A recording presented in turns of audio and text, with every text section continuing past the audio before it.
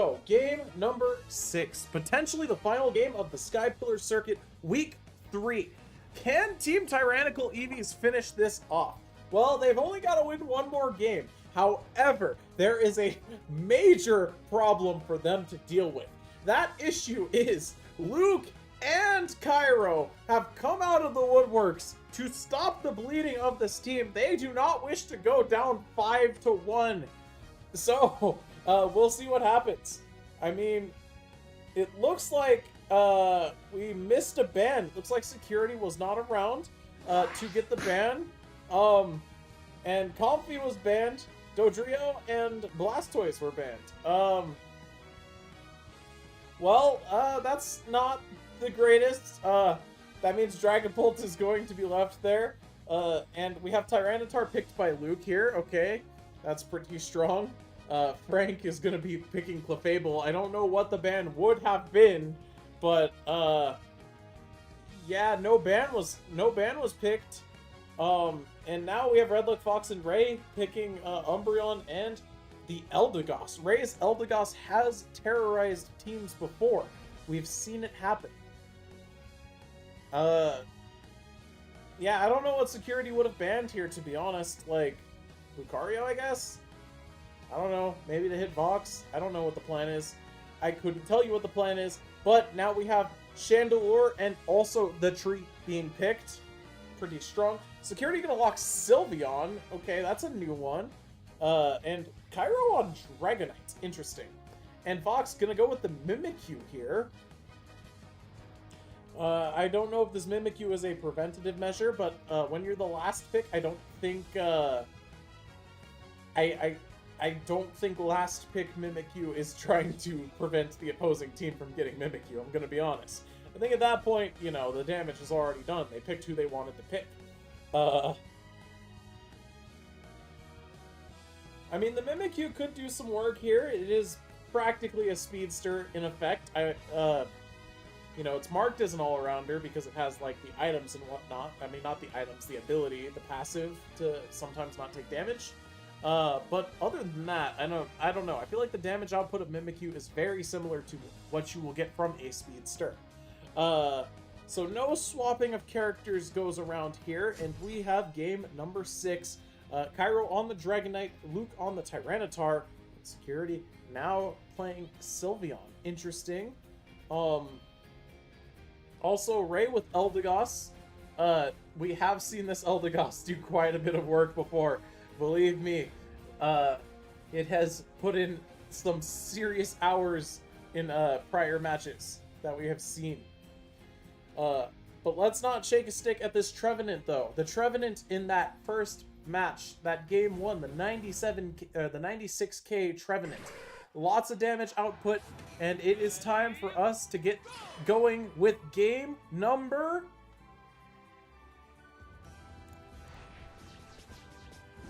6. Alright, so we have Tyranitar going into the jungle. This makes perfect sense. Laner Dratini once again. I mean, Tyranitar becoming a Pupitar is pretty powerful. You know, it's a very big upgrade for the Larvitar. And on the other side, we do, in fact, have that Dragapult in the jungle. The Mighty Jungle, where the Dragapult tries to become Dracloak. Frank the Wolf gonna go in a little bit too hard, ends up escaping, though, thanks to the power of Slow Smoke. And Cairo is going to pick up an early KO on a Mimikyu that is just too extended. And that is huge for the Dratini. Because now it's already almost a Dragonair. And Frank is just trying to pick up whatever experience he can. Vox just a little bit too extended with the Mimikyu there. It's okay, we come back, we hit level 4. You know, we're chilling, right? Luke has decided to rotate top. Alright, so Joe going in to the opposing bush. He's jumping in way too hard, and he's going to get hard punished for that as he is KO'd immediately. And now it is time for this wave of Altarias, and this is death for everyone involved. You do not want to be there. That is a Hyper Beaming Dragonite, and that is a, you know, Stone Edge. I believe that's the Stone Edge move on the Tyranitar, and they're getting stacks, and oh no, this top lane is getting kind of snowballed on. How will they adapt? Well, it looks like the Dracloak has decided to go into the center, try and get some more experience. And I mean, things don't look like they're going too hot for the orange team on the bot lane. You know, both of these two being level 5, Security's Hyper Voice is very powerful. And, you know, Jelly's going in with the hammers, but, like, you know, Security's able to get out of there. And we're trying to Hyper Voice this Lampent, which is putting out some major damage. But if you look closely, you'll see that the blue team ended up picking up that center objective because they just had the time to do so. So as a result, they're just sort of playing some neutral, you know, backing away, waiting for things to spawn, as in about 15 seconds we will have our second wave of our Altaria spawning, which is very strong. You know, that's a huge bag of experience to get, and yeah, this top lane, look at the difference in levels. You can just see it on the screen, you know? Cairo up 2 levels.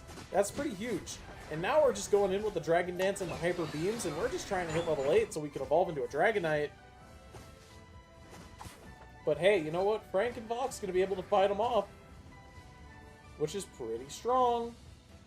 Okay, but that is a Dragonite. Let's not forget that is a Dragonite. And the Dragonite is going to start attacking this Aleki. What is the game plan? I mean, I guess we're just going to rip it. Was this the correct play? Well, it turns out Dragonite Secure is quite good, and Hyper Beam is going to do that.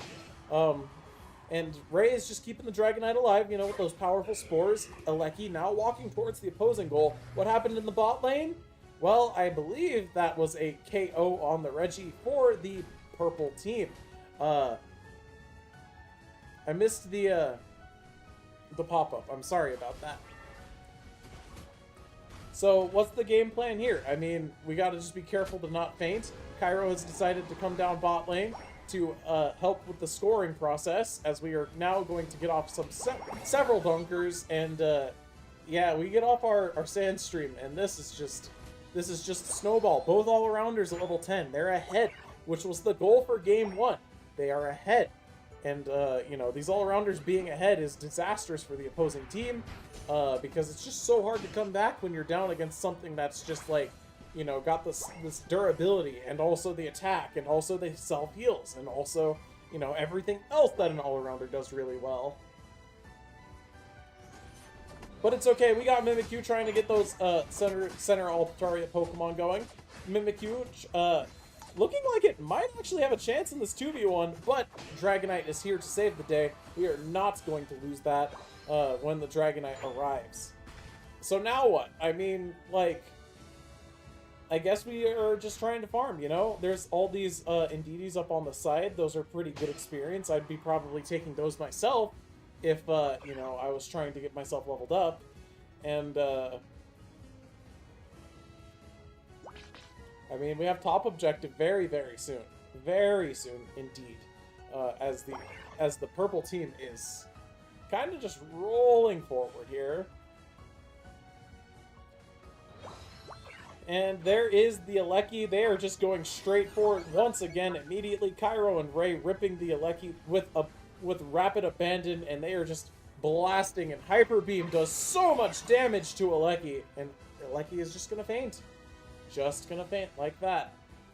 Alright, these Altarias up here, good experience, but hey, you know what? If they're gonna take top objective, why don't we just take the bottom objective? Whole team's down here on this Registeel. Are they gonna get it in time? It looks like they are. Umbreon not gonna be able to get in and contest that, at least not quickly enough, and now Redlock Fox is gonna be ending up fainting to that whole team there. But Cairo still getting that Dragonite experience going for himself. Jelly getting some experience of their own. And we've got some powerful slaps going on in the jungle. You know what's happening right now? We're farming. We gotta get leveled up. Why are we not level 15? We should be level 15. I mean, it's obviously hard to get to level 15 at this point of the game, but what I'm saying is, you know, everyone wants to be stronger. It is better to be stronger. That way you can beat your opponents up. Gandhi said that.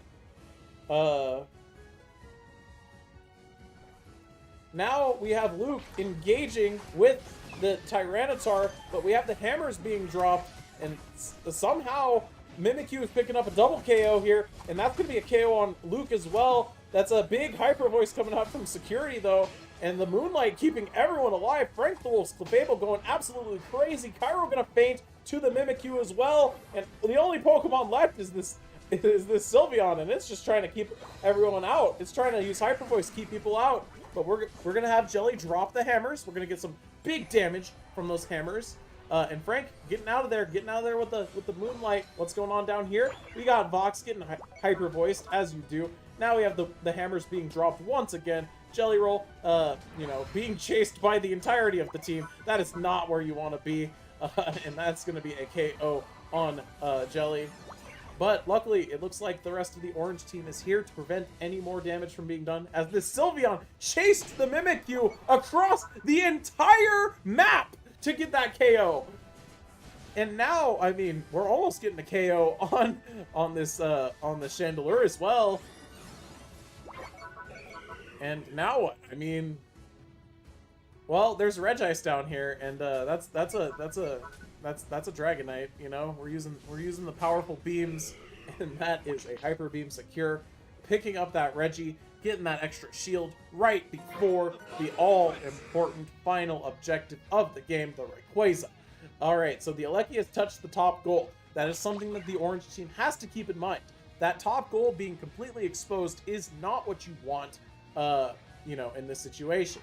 Joe's gonna go ahead and, I guess, just start poking at Rayquaza for some reason. And now what? I mean, everyone else is down here. Like, what's the plan? Are they just going to try and snipe it from the other side? Well, we have a Unite coming out, deafening noises coming out from the Chandelure, but it's okay because, you know, we have the hammers being dropped, Tyranitar doing some very powerful slams on the ground, slapping everybody around, and we have some damage coming out. A lot of people are really low. Cairo's going to faint there. How's the Sylveon doing? I mean, the Sylveon's still voicing its opinion very hyperly, but that's a dead Tyranitar. And also a fainted Mimikyu. We have to take out the only Pokemon left is this Sylveon. Dragapult is going to run at it foolishly, knowing that it can scream at us at any given time. Frank the Wolf going to drop a Gravity. He's going to get out of there. He's got to stay alive. He knows his objective. He knows what he has to do. He's got to, whether he's a mother or a brother, he's trying to stay alive. Sylveon has decided to go dunk a 50 in the bot lane. Trevenant is there to say, no, not today. And here comes a Hyper Beam from the Dragonite on the Clefable. We're dropping a Gravity. What's the plan with this Gravity? I mean, we're going to Moonlight, try and keep ourselves alive, but tragically we can't do that at this point. Hyper Voice, and this is going to be a fainted. This is going to be a fainted Trevenant. And now we have our two DPS up top. They're shooting from a distance, but they're shooting the objective. They're not shooting the opposing team. Looks like we have an attempted back lane cap, and there's an 100-point dunk on the bot lane from the Sylveon, and that is going to be a KO on the Chandelure after it ends up scoring, and that's a game going to Team Mysterious Muse for sure.